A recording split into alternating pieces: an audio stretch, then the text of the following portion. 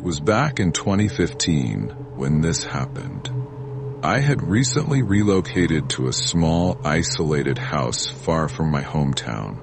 It was my first year in the area, and I hadn't really gotten to know anyone yet. I worked remotely, which made it even harder to connect with people. When Christmas came around, I had no plans. My family lived too far away, and I didn't have enough vacation days to visit them. So for the first time in my life, I was spending Christmas completely alone. On Christmas Eve, I decided to stay up late, burying myself in work. It felt like the best way to distract myself. The house was quiet, except for the low hum of music playing through my earbuds. As I worked, something unexpected happened. Through the music, I thought I heard a faint noise, something coming from outside. I paused, pulling out one earbud, and listened carefully. For a few moments, there was nothing but silence. Thinking I imagined it, I got up and glanced around. With the earbuds in earlier, I couldn't tell exactly where the sound had come from. But deep down, I felt certain. It was outside, not inside. I checked the back window first. Nothing. Then I walked to the front window. Still nothing. But when I finally opened the front door and looked out, my heart sank. There, in the freshly fallen snow, was a set of footprints. They led up to my porch, stopped directly in front of my door, and then trailed back toward the driveway. There was no package, no note, nothing. Just the prints. A chill crept over me. Someone had been here. At 11 p.m. on Christmas Eve. I locked the door immediately, double-checking it this time, and tried to focus on my work. But the unease lingered, making it hard to concentrate. Eventually, I went to bed, still unsettled. When I woke up on Christmas morning, everything felt eerily normal. It didn't feel like a holiday, just another cold, quiet day. I made coffee and planted myself in front of the TV. Hours passed as I mindlessly watched movies and shows. I called my parents for a short chat, but even that couldn't shake the odd feeling that had settled over me. I thought about going out, but the weather was harsh, bitter cold and relentless wind. So I stayed indoors. By 6 p.m., the day had been a blur of nothingness. I made a simple dinner, planning to head to bed early, but just as I started cleaning up, I heard it again. Footsteps, faint but deliberate, crunching in the snow outside. This time, they sounded closer, approaching. I froze, heart racing, as the sound came right up to my front door. I held my breath, and then, after a few tense seconds, the footsteps began retreating, fading into the distance. I hesitated before checking outside, but when I did, the scene was all too familiar. Another set of footprints in the snow, identical to the ones I'd seen the night before. Once again, they led up to my door and back toward the driveway. Whoever it was, they hadn't knocked. They hadn't left anything behind. Just watched. I forced myself to stay awake that night, sitting on the couch with the TV on for company, but exhaustion got the better of me. At some point, I drifted off. When I woke up, the room was bathed in flickering light from the TV. The air felt heavier, the silence thicker. As I got up, heading down the dark hallway toward my bedroom, I felt it before I saw it. My bedroom door, normally shut tight, was ajar. I stopped in my tracks, my breath catching in my throat. Slowly, I approached and nudged the door open with trembling fingers. Inside, the light from the window illuminated something horrifying. Wet shoe prints. They were scattered across the floor, leading from the window to the door and back again. My heart thundered in my chest as I spun around, flicking on the hallway light. The prints continued, trailing down the hallway and stopping just outside the living room. They abruptly turned back, as if whoever left them had seen me asleep on the couch and retreated. The footprints were nowhere else in the house. I called the police. my voice shaking as I described what had happened. They arrived, checked the property, and told me what they thought. The intruder had likely been checking the house the first 2 nights, making sure no one was home. When I didn't answer the door, they assumed the house was empty for the holidays. But here's what truly terrifies me.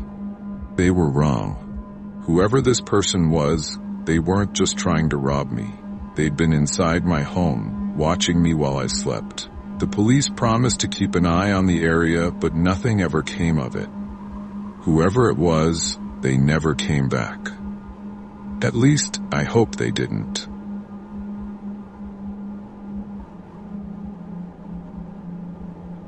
In December 2020, my fiancé and I had settled into our cozy home in a decent neighborhood, a perfect place to start a family. We knew our neighbors well, including James, a reserved man in his 40s living to our right. He was pleasant during our brief interactions, though he kept to himself. Around that time, I noticed James's car remained stationary in his driveway for several days, and his house blinds were perpetually closed. While unusual, it didn't immediately raise concern. All the neighbors, including James, had already decorated their homes with Christmas lights. I found it intriguing that James would put up lights. It actually seemed quite nice. One evening, as I was belatedly setting up our own decorations, I noticed James's Christmas lights flickering erratically. All of them, not just a single strand. It appeared to be a glitch, possibly due to faulty wiring. The next day, I left for work around 10 a.m. and noticed James's car still in the driveway, with all the blinds closed. Upon returning, the situation was unchanged, though his Christmas lights were illuminated. I joked with my fiancé that James might be in some kind of hibernation. Later that night, my fiancé mentioned that James's lights were acting up again. I went outside and observed the same erratic flickering. It didn't seem intentional, more like an electrical issue. I decided to be neighborly and inform him, and also check on his well-being, given his recent absence. I knocked on his door, but there was no answer. I rang the bell. Still nothing. All the blinds were closed, making it hard to tell if any lights were on inside. Just as I was about to leave, the door opened and James greeted me. I mentioned the flickering lights, which had stopped by then. He seemed unaware of the issue and thanked me for letting him know. I asked if he was all right, noting I hadn't seen him lately. He mentioned feeling under the weather and was acting a bit off. Then I heard something from inside the house. A faint sound, like a child screaming for help. James didn't have any children. I was about to ask if he heard that, but decided against it. I said goodbye and returned home, telling my fiancé to call the police immediately, fearing James had a child in his house. The police arrived and, upon investigation, found a young boy locked in the basement. He had been there for 4 days, kidnapped from a different town. The boy had ingeniously manipulated the Christmas lights to flicker, attempting to signal for help whenever he sensed someone outside. I'm relieved the boy was reunited with his family. As for James, his actions were horrifying, and he won't be seeing freedom anytime soon.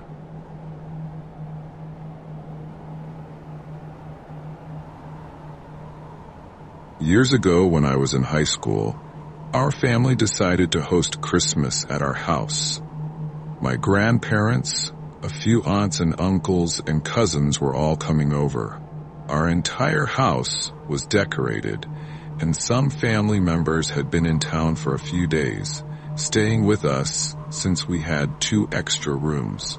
There were a handful of presents wrapped and under the tree, but the majority of the present wrapping happened on Christmas Eve. I had recently gotten my first job earlier in that year, so I was really excited about the gifts I'd gotten for everyone.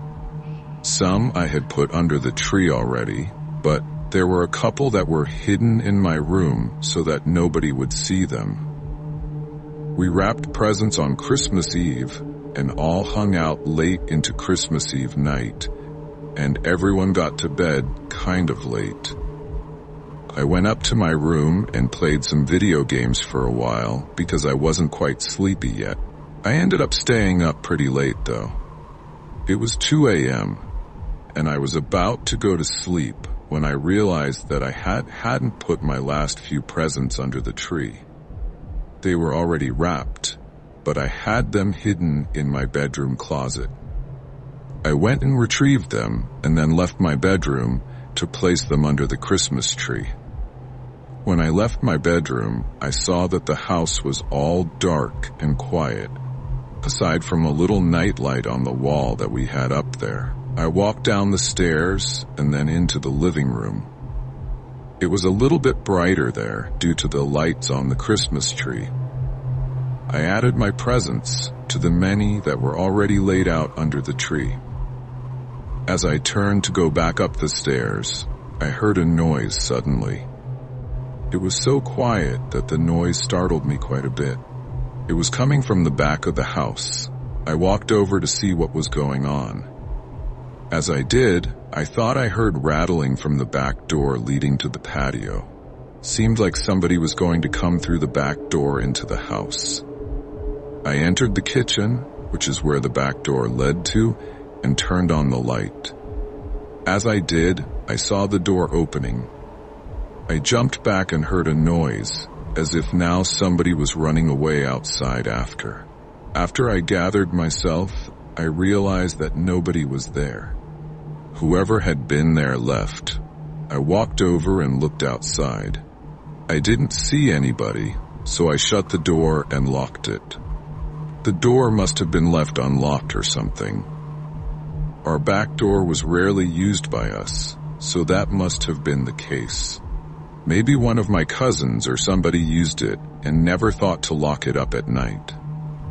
Either way, I was terrified by what I had just witnessed. I went around making sure all the other doors in the house were locked.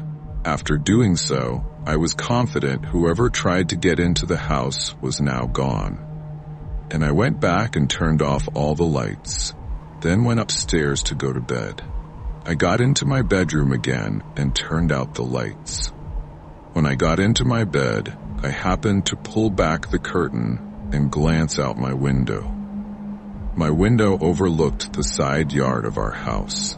What I saw was a man walking from our front yard going into the back. My heart started racing. This had to be the same person that tried to break in. I ran out of my room and back downstairs. As I did, I turned on every light that I could. I got back down to the kitchen and turned the light on again, hoping this would deter the man, and it seemed to work. I heard sounds as if a man was walking away through the snow near the back door area once again. Then I looked out the front window and just barely saw the guy walking away down the street. Then I left the lights on and went back up to bed again. This time, I looked out my window and didn't see the man. I figured he was gone for good now, and finally, I was able to fall asleep. The next morning was Christmas, and when I woke up, I could already hear family downstairs talking. When I went downstairs, my mother asked me if I had left the lights on. I told her yes, and then explained why. A few of us went outside, and we found out that the lock on our back door had somehow been broken. It wasn't working at all, so even when it looked like the door was locked from the inside, it wasn't really locked from the outside. That's how the guy had opened up the door. What scares me is that when I went back downstairs that night, I didn't know that the guy could have just walked right in if he wanted, and I wouldn't have been able to stop him. I'm grateful that turning on the lights deterred him, and I wonder what would have happened if I hadn't. This experience has made me more cautious about home security, especially during the holidays. It serves as a stark reminder that even in the most festive times, we must remain vigilant. I still think about that night and the what-ifs, but I'm thankful that, despite the scare, we were all safe.